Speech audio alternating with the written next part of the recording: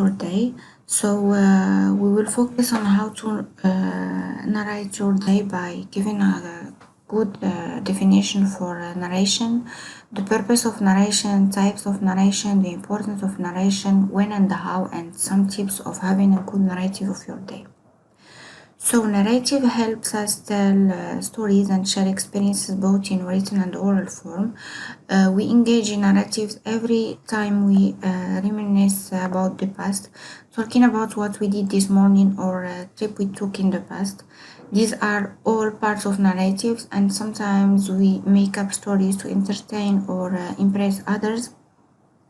Behaviors we are not proud of, but they too fall under the category of narratives. The purpose of narration. Well, narration means the art of storytelling, and the purpose of narrative writing is to tell stories.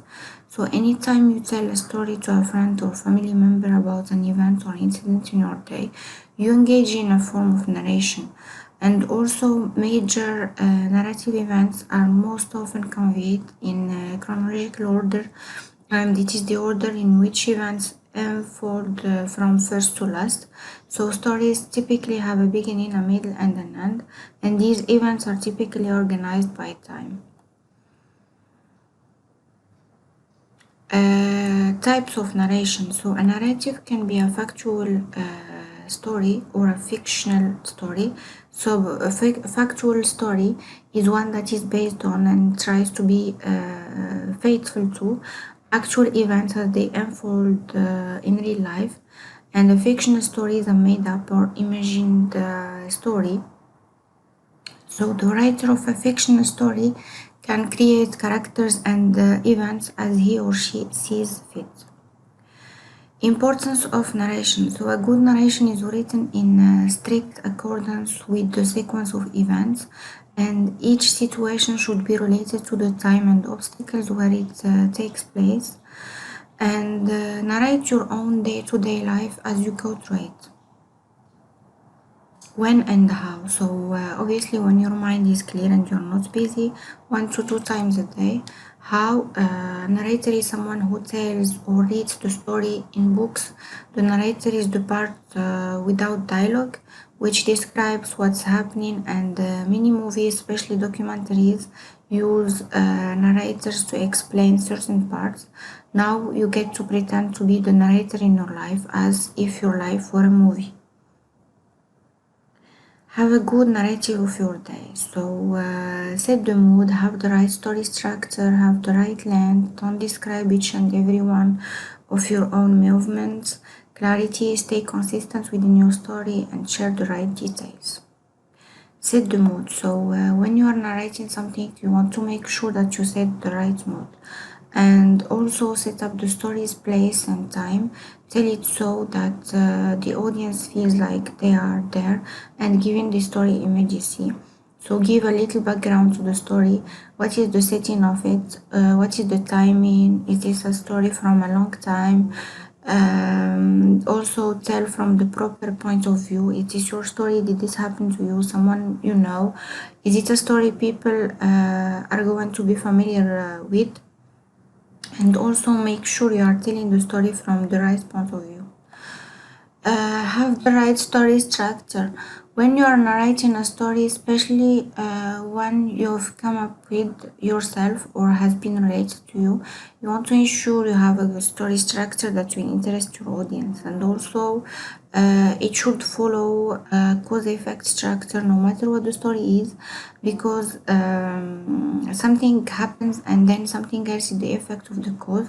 So the first thing you should focus on is the cause effect, and also think about it with the word because. So because the effects happened. Actually introduce the conflict early, and the conflicts and the resolution of the conflict is what keeps your audience interested in your story.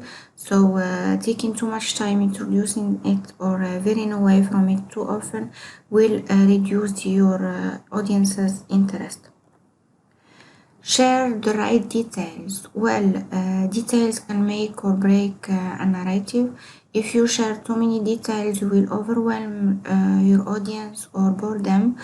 So too few details and your audience won't get much of a feel for the narrative.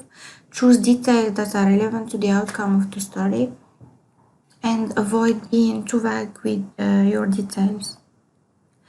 Have the right length. So it's hard to determine what the right length for a story or poem is, and this is something that you will have to decide for yourself, but there are definitely some things that you should consider about the length. For example, a shorter story is easier to carry out, especially if you are just beginning with narration, and also it still takes time to make sure you have all the details right and that you hit the right tone, the right speed, and so on. So if you're going to tell a long story, make sure that it needs to be long and that it's not boring. So sometimes you can cut details to make the long story shorter and snappier, therefore making it more interesting. Stay consistent with your story. So the tale you are narrating might have dragons and magic that can take a person incessantly from one place to another, and as long as it's consistent, your audience can suspend disbelief. So you need to make sure that the characters in your story act consistently, and if you have a character that begins the story being super timid, they're probably not going to immediately confront their dad without a lot of character development. Clarity is very important because complex words and syntax are a hindrance to clarity and should be avoided, and the ideas should be clearly distributed between sentences and paragraphs. Here is an example that you could look at it. Also, don't describe each and every one of your own movements. So here is another example that I did for you. So to conclude, narrative writing is about being able to tell an engaging story, and narrating your day is a good skill to have in order to improve your spoken English. And also, narrative writing uses language in a completely different way than opinion or informative writing.